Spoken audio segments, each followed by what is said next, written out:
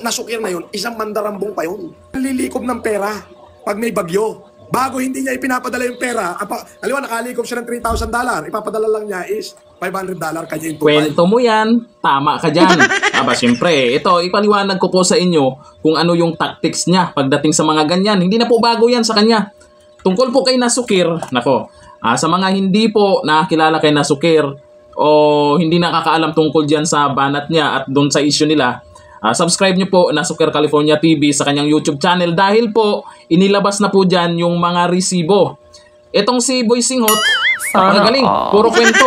Pero yung mga, ang galing naman ng mga kosa to, paniwalang-paniwala sila. Kwento lang yan ha. At mayroon siyang mga binanggit na mga pangalan. Mas maganda, paniwalaan natin yung may mga resibong inilabas. May mga resibong ipinakita. Ganito po ang ginagawa po noon pa itong si Boy Singhot. Scammer na si Francis Leo Marcos. Yan po si Boy Singhot na yan. Ang tactics po dyan sa mga nabudol niya, nakaplano na yan syempre. Ang ginagawa niya, yung mga nabudol niya, kung ano yung ginawa niya, ibabaliktad niya yun sa social media. Uunahan niya yun, magkikwento siya ng kabaliktaran. Lalo na po yung mga inutangan niya. Napansin nyo? Yung mga binanggit niya nakaraan, may utang si ganito sa akin. Kahit si Manny Pacquiao, may utang sa kanya. Sana all. May utang sa kanya si Bongbong Marcos. Yung mga ganun. Pero may mga listahan yan. May mga resibo yan kung sino yung may utang. Akalain mo yung taong kilalang mayaman talaga, may trabaho, may negosyo, sila pa ang nagkakautang dito kay Boy Singhot na walang negosyo, walang ari-arian, nangupahan at nambubudol lamang. Sana all. Yan po yung totoo. Kaya napakatalino nyo kung naniniwala kayo sa kwento.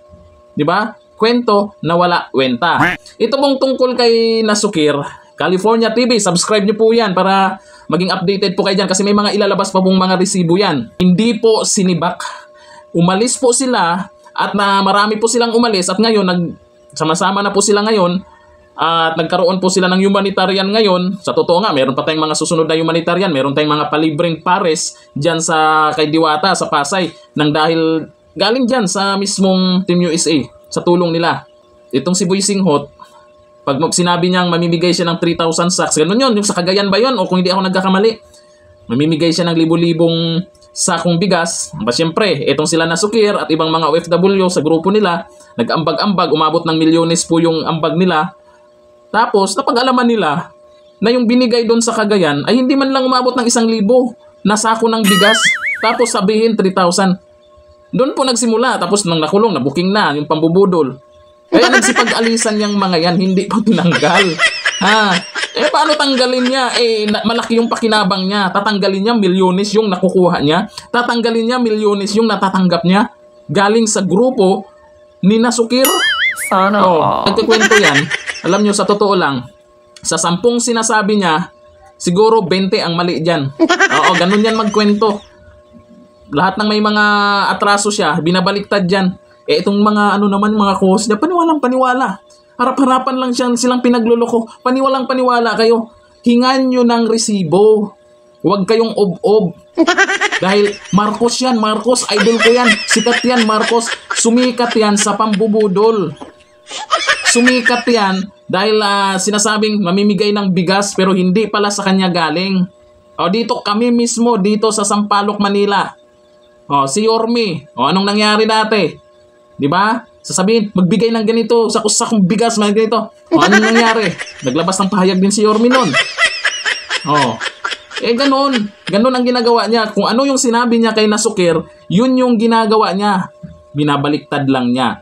Ang dahilan kaya naniniwala po ako dito sa side nila Nasukir, may resibo silang pinapakita. Nakaraan may pinakita po yan, nag-live po si Nasukir California TV. Ngayon po, baka may ilalabas pa silang mga resibo. At may kaso pong hinaharap yan ngayon, si Francis Leo Marcos na idol nyo. Kung siya yung binudol, dapat kasuhan niya tong mga to. Dapat kasuhan niya sila Nasukir. Bakit ngayon siya yung may kasong kinakaharap? Mayroong estapa, ang daming kasong kinakaharap ngayon. Sana all. Hingan nyo ng resibo.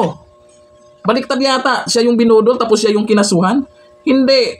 Ganon ang nangyari. Siyempre, kailangan niyang kumita. walang trabaho, walang negosyo, nangungupahan, umasa sa social media. Tapos ngayon, itong mga OFW na nagmalasakit lang sana sa mga Pilipino dito sa Pinas na nangangailangan ng ayuda, sinamantala naman itong peking Marcos. Tapos kayo, paniwalang-paniwala, no? Marcos? Edi wow, utot nyo blow, madadamay kayo dyan, maniwala kayo sa akin.